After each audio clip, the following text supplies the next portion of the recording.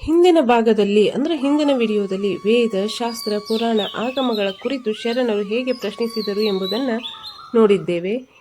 ಇಂದು ಅದೇ ವಿಷಯದಲ್ಲಿ ವೇದ, ಶಾಸ್ತ್ರ, ಪುರಾಣ, ಆಗಮಗಳ ವಿಷಯದಲ್ಲಿ ಶರಣರ ಸ್ವಾನುಭವದ ಗಟ್ಟಿಯಾದ ಧ್ವನಿಯಾಗಿರುವ ಇನ್ನೂ 6 ವಚನಗಳನ್ನು ನೋಡೋಣ. ವಚನ 1. ನಾದದ ಬಲದಿಂದ ವೇದಂಗಳಾದವಲ್ಲದೆ ವೇದ ಸ್ವಯಂಭೂವಲ್ಲ ನಿಲ್ಲು. ಮಾತಿನ ಬಲದಿಂದ ಶಾಸ್ತ್ರಗಳಾದವಲ್ಲದೆ ಶಾಸ್ತ್ರ ಸ್ವಯಂಭೂವಲ್ಲ ನಿಲ್ಲು. ಪಾಷಾಣದ ಬಲದಿಂದ ಸಮಯಗಳಾದವಲ್ಲದೆ ಸಮಯ ಸ್ವಯಂಭೂವಲ್ಲ ನಿಲ್ಲು.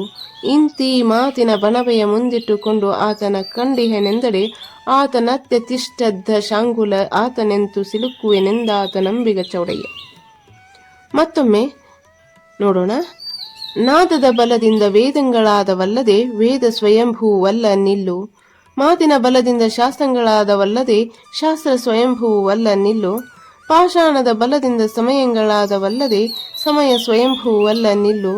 ಇಂತಿ ಮಾತಿನ ಬಣವೆಯ ಮುಂದಿಟ್ಟುಕೊಂಡು ಆತನ ಕಂಡಿಹೆನೆಂದರೆ ಆತನತ್ಯತಿಷ್ಠದ್ದ ಶಾಂಗುಲ ಆತನೆಂತು ಸಿಲುಕುವೆನೆಂದಾತನಂಬಿಗ ಚೌಡಯ್ಯ.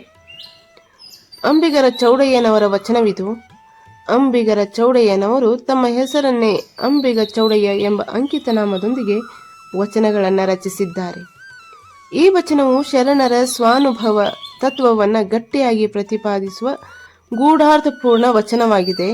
ಶರಣ ಅಂಬಿಗರ ಚೌಡಯ್ಯನವರು ಈ ವಚನದಲ್ಲಿ ದೇವರು ವೇದದಲ್ಲಿಲ್ಲ, ಶಾಸ್ತ್ರದಲ್ಲಿಲ್ಲ, ದೇವರು ಸ್ವಾನುಭವದಲ್ಲಿದ್ದಾನೆ, ಮಾತಿನಿಂದಲ್ಲ ಶುದ್ಧ ಅಂತರಂಗ ಅನುಭವದಿಂದ ಮಾತ್ರ ಸಿಗುವವನು ಎಂದಿದ್ದಾರೆ. ಇದೇ ರೀತಿ ಬಸವಾದಿ ಶರಣರು ವೇದಾಗಮ ಶಾಸ್ತ್ರಗಳ ಕುರಿತು ಹೇಳಿರುವ ಮುಂದಿನ 5 ವಚನಗಳನ್ನು ನೋಡೋಣ. ಅದಕ್ಕಾಗಿ ಚಾನಲ್ ಅನ್ನು ಸಬ್ಸ್ಕ್ರೈಬ್ ಮಾಡಿ, ಹಾಗೆ ವಿಡಿಯೋನ ಲೈಕ್ ಮಾಡಿ. ವಚನ 2. ವೇದವೆಂಬುದು ಓದಿನ ಮಾತು, ಶಾಸ್ತ್ರವೆಂಬುದು ಸಂತೆಯ ಸುದ್ದಿ, ಪುರಾಣವೆಂಬುದು ಪುಂಡರ ಗೋಷ್ಠಿ, ತರ್ಕವೆಂಬುದು ತಗರ ಹೊರಟೆ, ಭಕ್ತಿ ಎಂಬುದು ತೋರುಂಬ ಲಾಭ, ಗುಹೇಶ್ವರನೆಂಬುದು ಮೀರಿದ ಗಣವು. ಅಲ್ಲಮ ಪ್ರಭುದೇವರ ಅದ್ಭುತ ವಚನವಿದು. ಅಲ್ಲಮ ಪ್ರಭುದೇವರು ಗುಹೇಶ್ವರ ಎಂಬ ಅಂಕಿತ ನಾಮದೊಂದಿಗೆ ವಚನಗಳನ್ನು ರಚಿಸಿದ್ದಾರೆ. ಅಲ್ಲಮ ಪ್ರಭುವಿನ ಈ ವಚನವು ಜ್ಞಾನ, ಶಾಸ್ತ್ರ, ಭಕ್ತಿಗಳ ಎಲ್ಲ ಬಾಹ್ಯ ರೂಪಗಳನ್ನು ತೀವ್ರವಾಗಿ ಪ್ರಶ್ನಿಸಿ ಕೊನೆಯದಾಗಿ ಗುಹೇಶ್ವರನು ಭಗವಂತನು ಅನುಭವಾತೀತ, ಶೂನ್ಯಪೂರ್ಣ, ಅಹಂನಾಶದಲ್ಲಿ ಹೊಮ್ಮುವ ಘನಸತ್ಯ ಎಂಬುದನ್ನು ತಿಳಿಸುತ್ತದೆ. ವಚನ 3. ವೇದ, ಶಾಸ್ತ್ರ, ಆಗಮ, ಪುರಾಣಗಳೆಲ್ಲವೂ ಕೊಟ್ಟನವ ಕುಟ್ಟಿದ ನುಚ್ಚು ತೌಡು ಕಾಣಿಪವು. ಇವ ಕುಟ್ಟಲೇಕೆ ಕುಸುಕಲೇಕೆ, ಅತ್ತಲಿತ್ತ ಹರಿವ ಮನದ ಶಿರವ ನರಿದಡೆ ಬಚ್ಚ ಬರಿಯ ಬಯಲು ಚೆನ್ನಮಲ್ಲಿಕಾರ್ಜುನ. ಅಕ್ಕ ಮಹಾದೇವಿಯ ವಚನವಿದು. ಚೆನ್ನಮಲ್ಲಿಕಾರ್ಜುನ ಎಂಬ ಅಂಕಿತ ನಾಮದೊಂದಿಗೆ ಅಕ್ಕ ಮಹಾದೇವಿಯು ವಚನಗಳನ್ನು ರಚಿಸಿದ್ದಾಳೆ.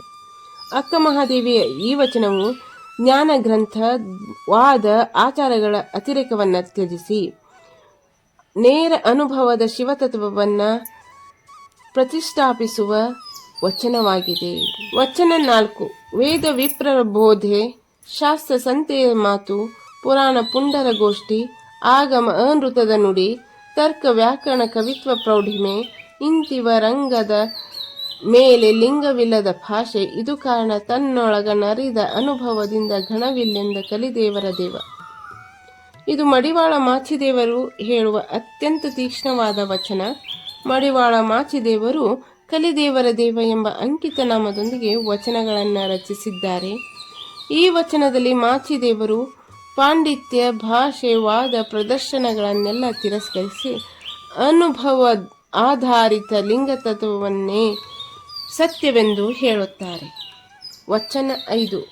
ಅಂಗಲಿಂಗವೆಂದಾತಂಗೆ ಆ ಅಂಗದಲ್ಲಿ ಐಕ್ಯ, ಕಂಗಳು ಲಿಂಗವೆಂದರಿದಾತಂಗೆ ಆ ಕಂಗಳಲ್ಲಿ ಐಕ್ಯ, ಕರವೇ ಲಿಂಗವೆಂದರಿದಾತಂಗೆ ಕರದಲ್ಲಿ ಐಕ್ಯ, ಈ ತ್ರಿವಿಧದ ನೆಲೆಯ ಶ್ರುತಿ ಸ್ಮೃತಿಗಳರಿಯವು ಎನ್ನ ಬಸವಪ್ರಿಯ ಕೂಡಲ ಚೆನ್ನ ಬಸವಣ್ಣನ ನೆಲೆಯ ಶರಣರೇ ಬಲ್ಲರು.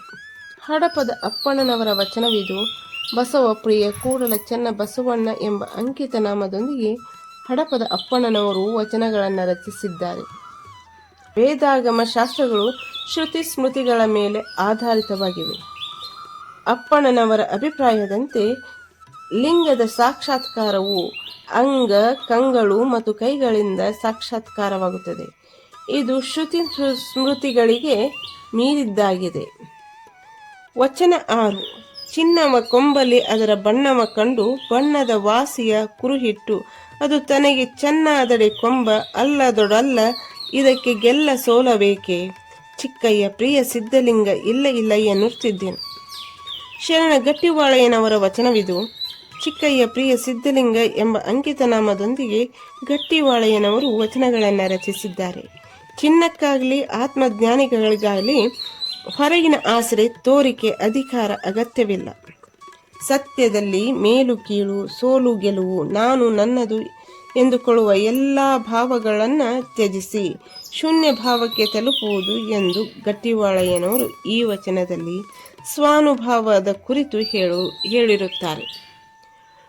ಬಸವಾದಿ ಶರಣರ ಮತ್ತಷ್ಟು ವಚನಗಳನ್ನು ನೋಡೋಣ. ಅದಕ್ಕಾಗಿ ಚಾನಲನ್ನು ಸಬ್ಸ್ಕ್ರೈಬ್ ಮಾಡಿರಿ, ಅಂದರೆ ನಿಮ್ಮ ಮುಂದಿನ ವಿಡಿಯೋ ನೋಟಿಫಿಕೇಶನ್ ದೊರೆಯುವುದು. ಹಾಗೆ ಈ ವಿಡಿಯೋ ಬಗ್ಗೆ ನಿಮ್ಮ ಅನಿಸಿಕೆ ಅಭಿಪ್ರಾಯವನ್ನು ಕಮೆಂಟ್ ಮೂಲಕ ತಿಳಿಸಿ. ಶರಣರ ವಚನಗಳಿಗಾಗಿ ಚಾನಲನ್ನು ಸಪೋರ್ಟ್ ಮಾಡಿ, ಲೈಕ್ ಮಾಡಿ, ಶೇರ್ ಮಾಡಿ ಮತ್ತು ಸಬ್ಸ್ಕ್ರೈಬ್ ಮಾಡಿ. Thank you for watching.